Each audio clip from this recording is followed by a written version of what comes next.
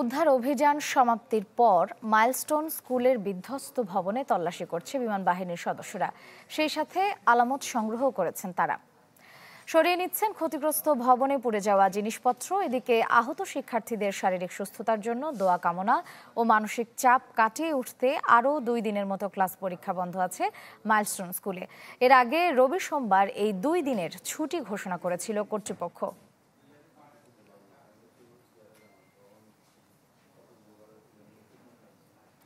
Milestone school থেকে আরও খবর জানাতে সরাসরি যোগ দিচ্ছেন আহমেদ সোহাগ।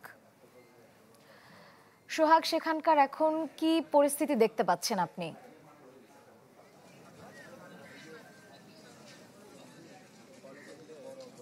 শ্রেয়া, আজকে সকাল থেকে বাংলাদেশ বিমান বাহিনীর একটি তদন্ত সংস্থার একটি টিম মাইলস্টোন স্কুলের যেই ভবনটিতে গত 21 তারিখে বিমান আঘাত এনেছিল সেই ধ্বংসপ্রাপ্ত ভবনটিতে তারা বিভিন্ন ধরনের আলামত সংগ্রহ করেছে। পাশাপাশি এখানে কোনো এখনো বিধ্বংসী কোনো উপাদান আছে কিনা এটা তারা খুঁজে দেখার চেষ্টা করেছে এবং তারা জানিয়েছেন যে যেহেতু এটা একটি শিক্ষা প্রতিষ্ঠান তাই এখানে তারা নিরাপত্তাকে বেশি প্রাধান্য দিচ্ছেন। এরপরে প্রায় সকাল 9টা থেকে শুরু করে 12টা সাড়ে 12টা পর্যন্ত অর্থাৎ প্রায় 2.5 ঘন্টা তদন্ত কার্যক্রম তারা এখানে পরিচালনা করে। এরপরে তারা সে আলামত সংগ্রহ করে এখান থেকে নিয়ে যায়। আমরা কলেজ কর্তৃপক্ষের সাথে কথা বলেছি, তারা আমাদেরকে আনুষ্ঠানিকভাবে এখনো কোনো বিবৃতি না দিলেও তারা আমাদেরকে জানিয়েছেন গত 23 তারিখে এই ঘটনার প্রেক্ষিতে কলেজ কর্তৃপক্ষ থেকে যে একটি তদন্ত কমিটি গঠন করা হয়েছে সেই কমিটি কিন্তু আজ বিকেল 5টার দিকে তাদের রিপোর্টটি পেশ করবেন, এমনটাই তারা আমাদেরকে জানিয়েছেন। এছাড়াও আমরা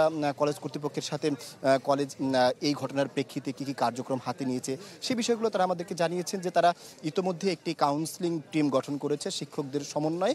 সেখানে তারা শিক্ষার্থীদেরকে কল করে ফোনের মাধ্যমে আবার যারা এখানে আসতে পারতেছে তাদেরকে এখানে এনে কিন্তু তারা কাউন্সিলিং করার চেষ্টা করছে। অর্থাৎ তারা যেহেতু শিক্ষার্থীরা এরকম একটি ধ্বংসযজ্ঞের পরে শিক্ষার্থীরা একটি মানসিক ট্রমার মধ্যে দিয়ে যাচ্ছেন, সুতরাং এই ট্রমা কাটিয়ে ওঠার পরে শিক্ষা ব্যবস্থা শিক্ষা কার্যক্রম স্বাভাবিক করার লক্ষ্যে এখন স্কুল কর্তৃপক্ষ কাজ করছেন। শ্রেয়া, ধন্যবাদ আপনাকে।